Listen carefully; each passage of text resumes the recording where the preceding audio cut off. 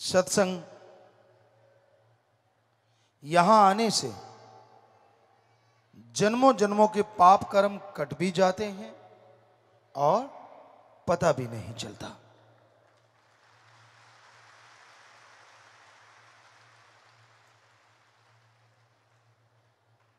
पर सत्संग को शांति से चुपचाप लगन से सुनना चाहिए। जो सत्संग में शोर करते रहते हैं वो खाली ही जाते हैं, उनके पल्ले कुछ नहीं पड़ता। सत्संग तो उन्हीं को फल देती है जो भावना से सुनते हैं और अमल करते हैं।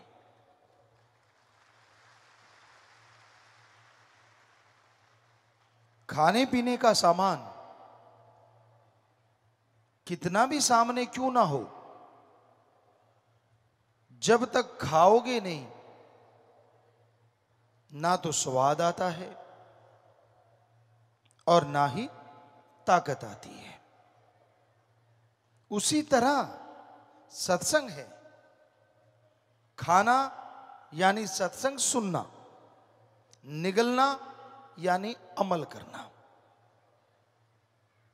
पहले सुनो और फिर अमल करो तो सत्संग का फल 100% मिला करता है।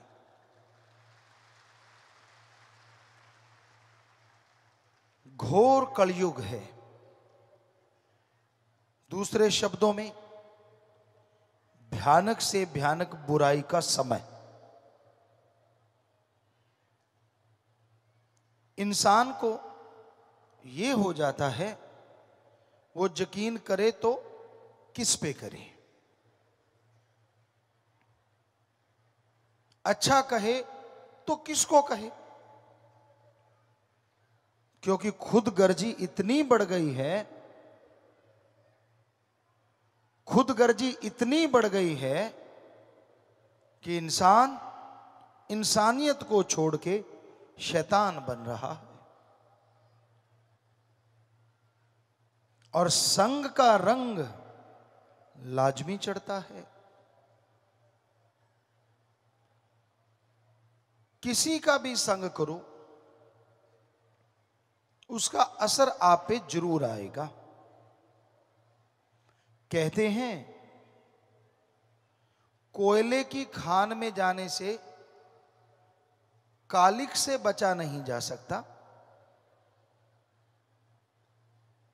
नमक की खान में जो जाते हैं वो नमकमय जरूर हो जाते हैं।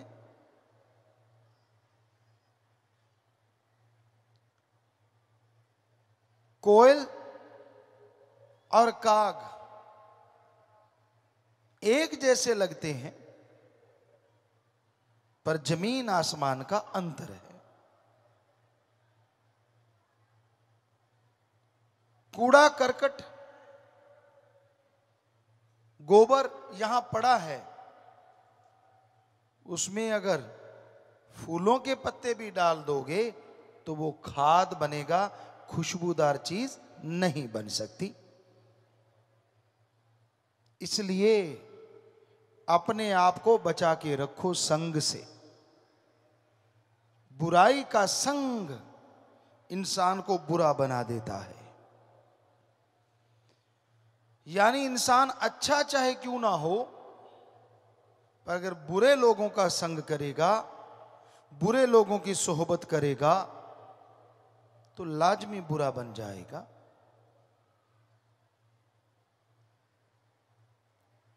कड़वा पानी, खारा पानी धरती से निकलता है, कितनी भी चीनी डाल लो वो कड़वापन त्यागेगा नहीं। और दूसरी तरफ गंगा जल में कितनी बदबूदार शराब डाल दो वो गंगा जल ही कहलाता है।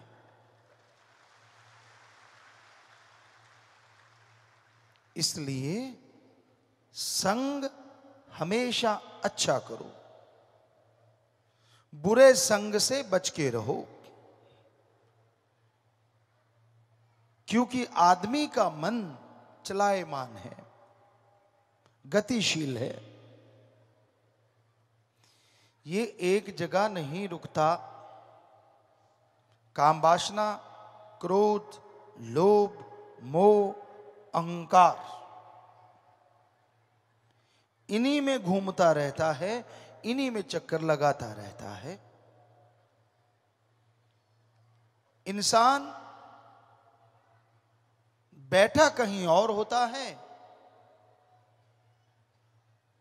और सोच कोई और चल रही होती है। इंसान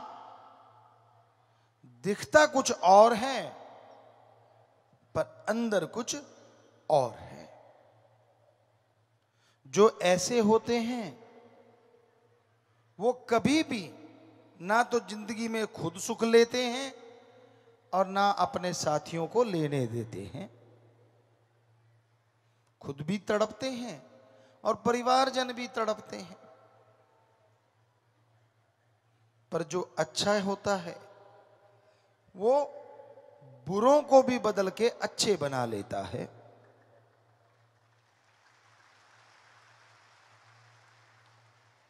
इसलिए संग सोहबत हमेशा अच्छे लोगों की करो। पर आजकल लोगों को चस्का बहुत पड़ा हुआ है। सामने दो लोग बातें करते हैं और तीसरे जो दूर से देख रहा है उसे होता है यार मुझे पता चलना चाहिए वो कर क्या रहे हैं। और कईयों को आदत होती है, कमरे में कोई बात कर रहा है, उसका कान कमरे के गेट पे लगा हुआ है, अंदर क्या चल रहा है। जिज्ञासा गलत नहीं, पर जिज्ञासा को बुराई की तरफ ले जाओ तो वो बुद्धि बुरी बन जाती है, और इसी को अच्छी तरफ मोड़ लो तो भगवान से भी मिला सकती है। क्योंकि जितनी जिज्ञासा होगी, जितनी श्रद्धा, जितनी तड़प होगी, उतनी जल्दी ही अल्लाह वाहिगुरु राम मिला करते हैं।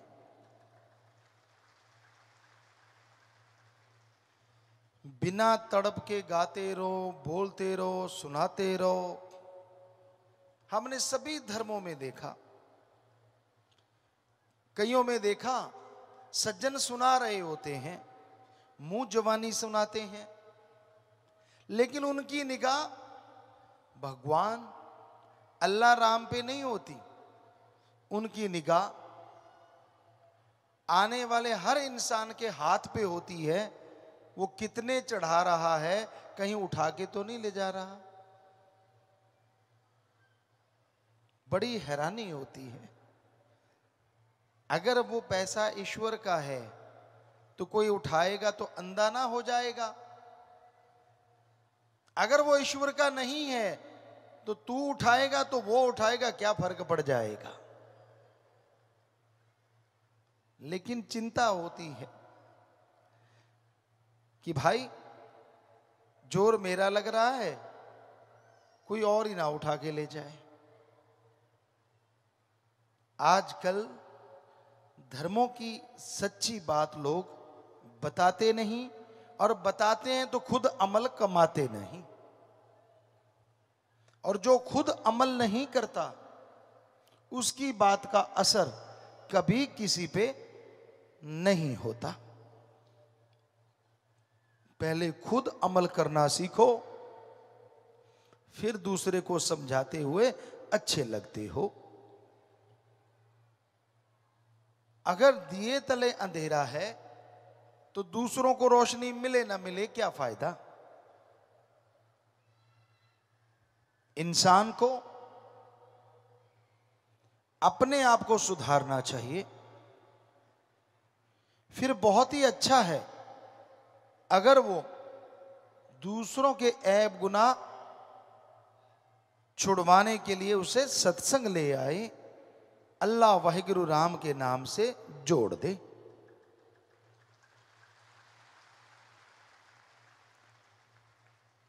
वेद ग्रंथों में लिखा है, इस कलयुग में बुरे कर्म करने वाले को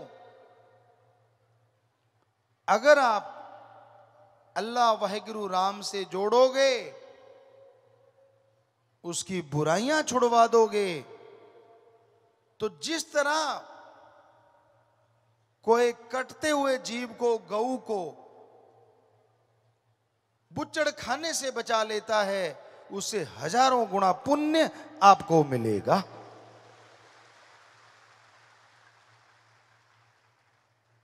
इसलिए जितना हो सके ज्यादा से ज्यादा ये कर्म कमाया करो। यानी आपके इर्द गिर्द जो नशे में धुत रहते हैं, जो बुराइयों से जुड़े हुए हैं, जिनका पेशा गलत कर्म है, उन्हें राम नाम से जरूर जोड़ा करो। भगवान की तरफ से वो खुशियां तो मिलेंगी, क्योंकि उसके बिछुड़े हुए बच्चे को आपने उससे मिलाया,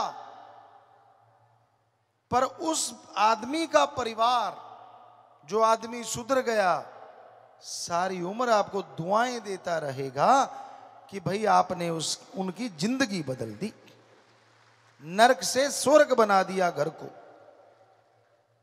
नरक कोई अलग नहीं होता। यहां नशा करते हैं या मांस खा खा के हड्डियां इधर उधर फेंकते हैं या उल्टियों के तालाब बन जाते हैं, वही नरक होती है। और कहां वहीं पे खुशबू होती है, अल्लाह वाहिगुरु राम के नाम की चर्चा होती है, बड़े छोटों का प्यार और छोटे बड़ों का सत्कार करते हैं, यही स्वर्ग होता है। अगर यहां नरक भोग रहे हो तो अगले स्वर्ग की उम्मीद ना करो। अगर यहां स्वर्ग बन गया तो अनामी की उम्मीद करो, ताकि आवागमन खत्म हो जाए। सत्संग में आने से गम, चिंता, परेशानियां मिट जाया करती हैं। सत्संग में आने से इंसान को सोझी आती है, समझ आती है, और सत्संग में आके सुमरण करके अमल करने से हर धर्म के पवित्र ग्रंथ की समझ आनी शुरू हो जाती है। इसलिए सत्संग सुनो और उस पे अमल किया करो। जब तक आप सुनते नहीं, अमल करते नहीं, तब तक आप कोरे यानी खाली रहते हो। बिन अमलों के आलमा इल्म निकम्मा सारा,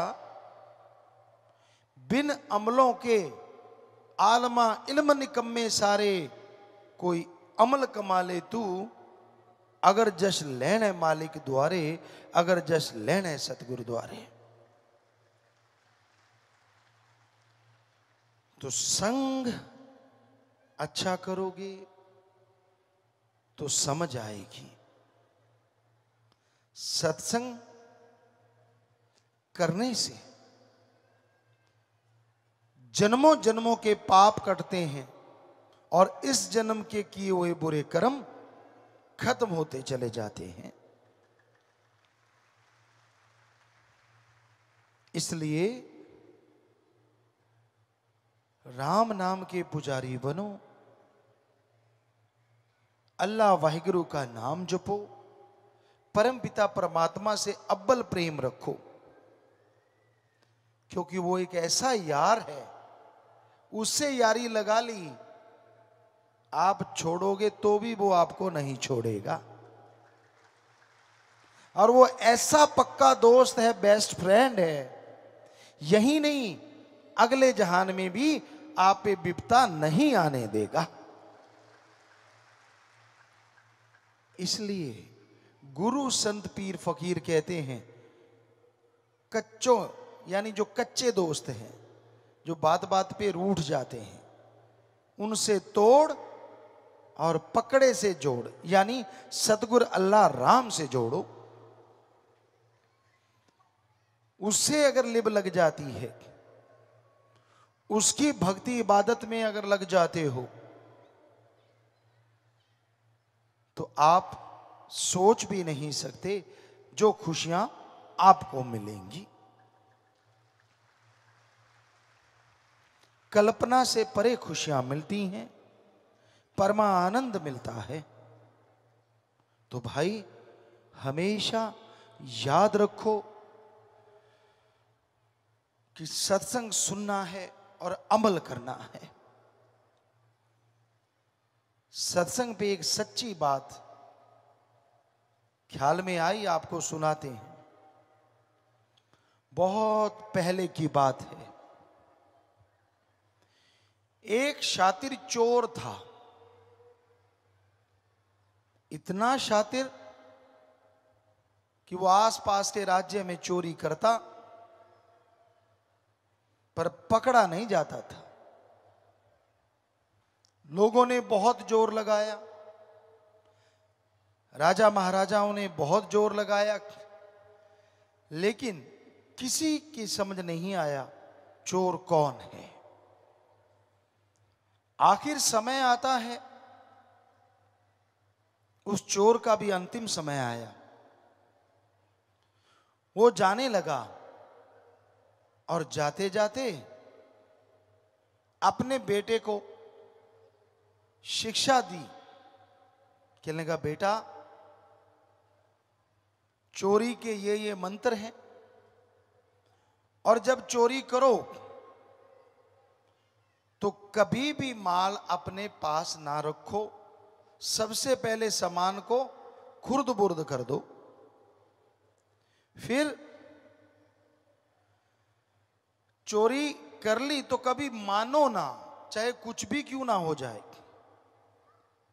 जब तक मानोगे नहीं, आप चोर साबित नहीं होगे। बेटा कहने लगा, ठीक है पापा, ठीक है पिताश्री, मैं ऐसा ही करूंगा।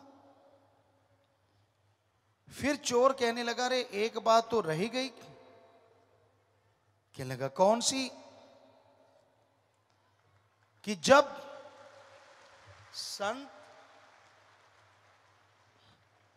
संत पीर फकीर की कहीं सत्संग हो तो उसमें मत जाना।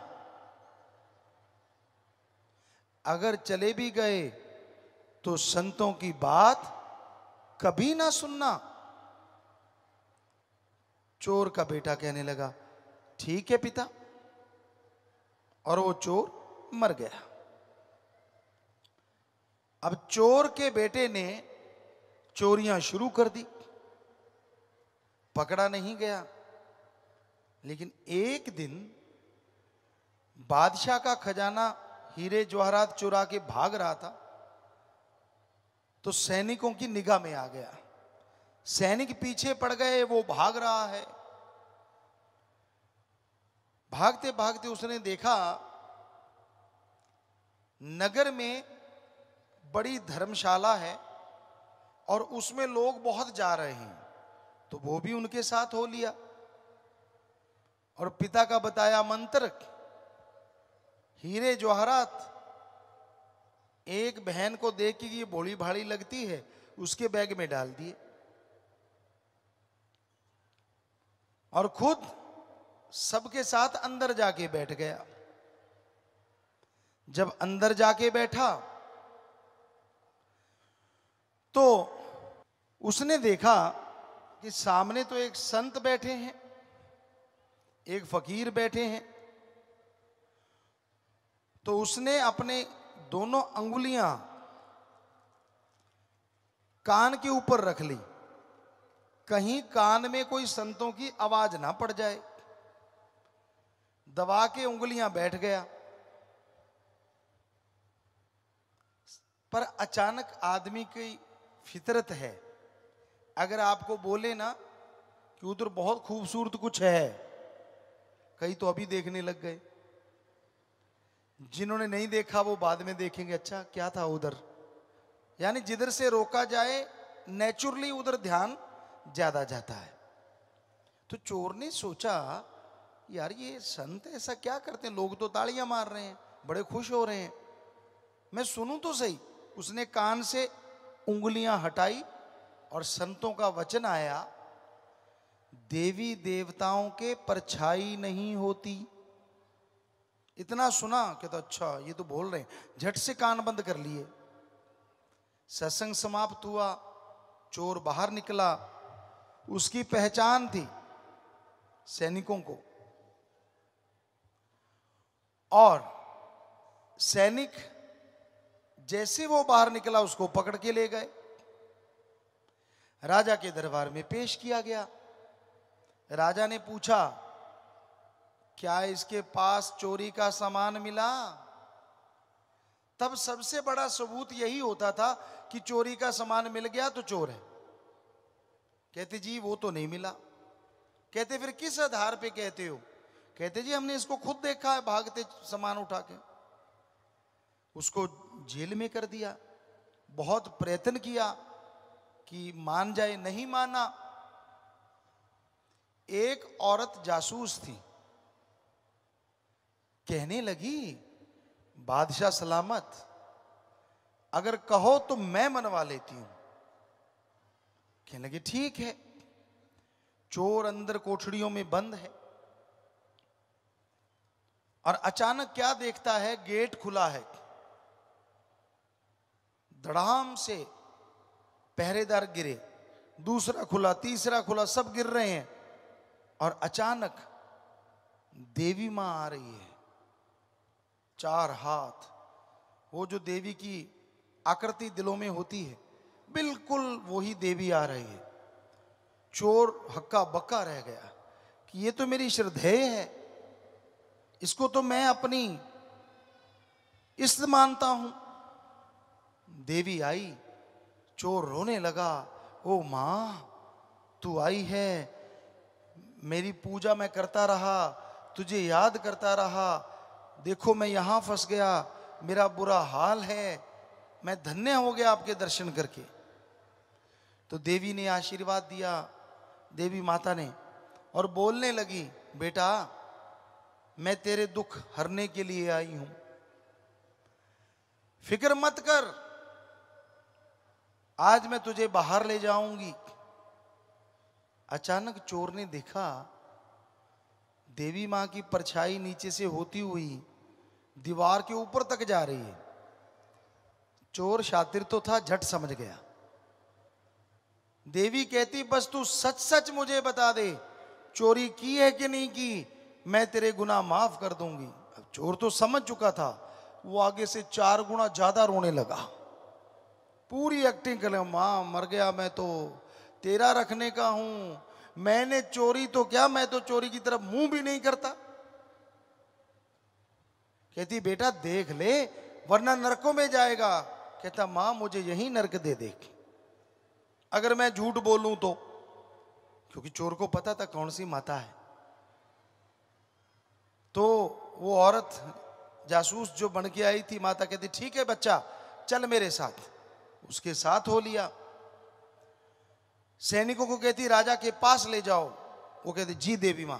वो राजा के पास ले गए। वो औरत जो देवी बनी थी भेष बदल के राजा के पास पहले पहुंच गई। कहने लगी राजन उसने चोरी नहीं की। राजा कहता तू इतना पक्के से कैसे कह सकती है? कहने लगी ये लोग देवी मां को मानते हैं, और मैं ऐसे ऐसे रूप बदल के गई थी तो ये माना ही नहीं। मैंने इससे पूछा सब कुछ, बड़ी श्रद्धा से इसकी आंखों में जार जार रो रहा था, पर ये कह रहा था मैंने चोरी नहीं की। तो राजा कहता ये तो सही है, छोड़ो इसको, बेगुनाह है। उसको छोड़ दिया गया।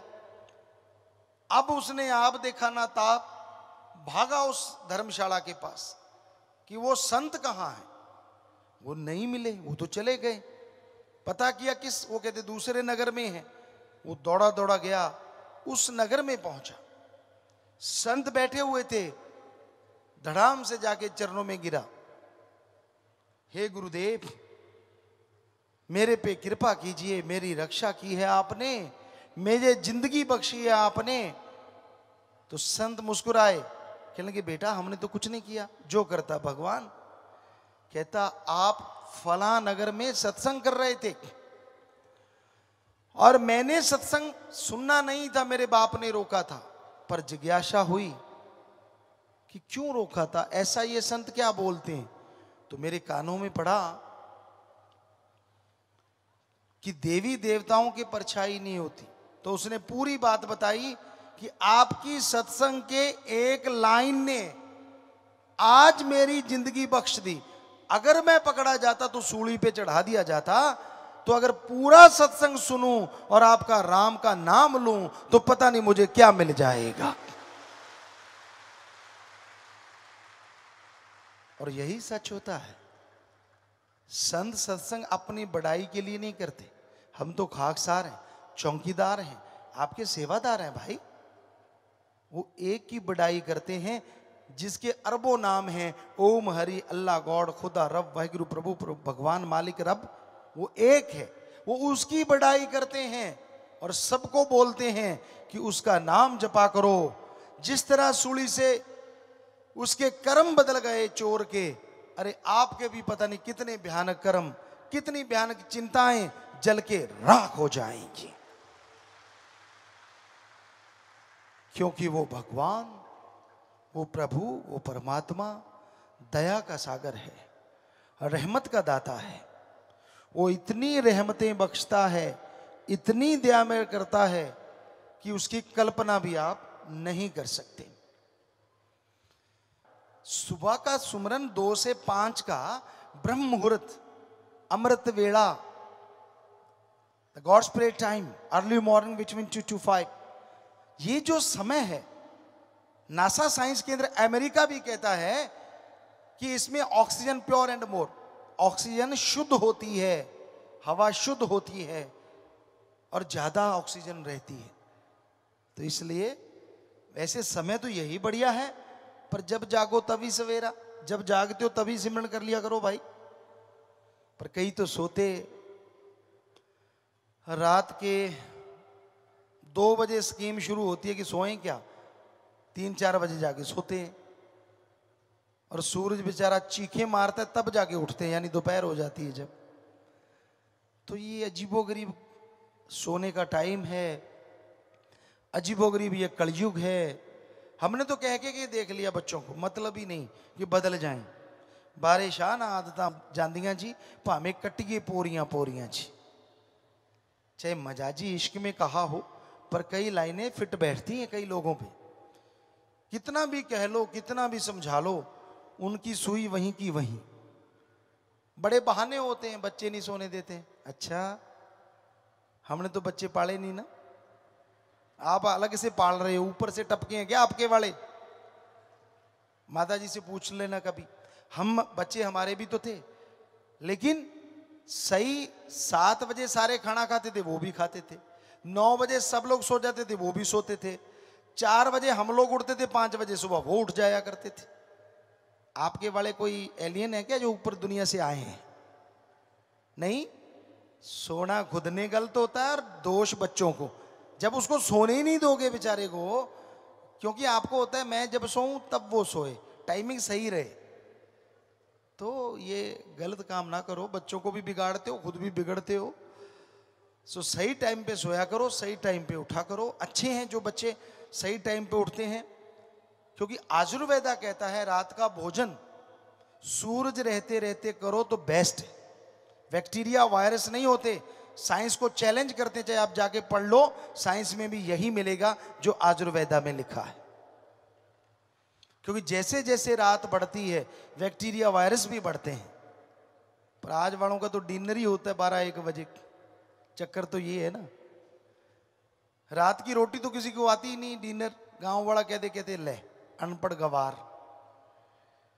तो सुबह लोग जल्दी इसलिए लेते थे कि सुबह दूध ताजा निकलता था और उसको जल्दी जल्दी ले लेते थे।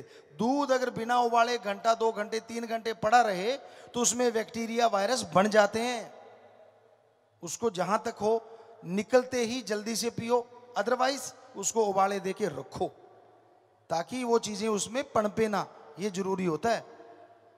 पर कई कुड्र साहब होते हैं, वो कच्चा ही रख लेते हैं और फिर बीमार होते रहते हैं, कभी पेट खराब, कभी उल्टी आ गई, कभी कुछ हो गया, तो फिर कहते यार दूध में कुछ डाला तो नहीं।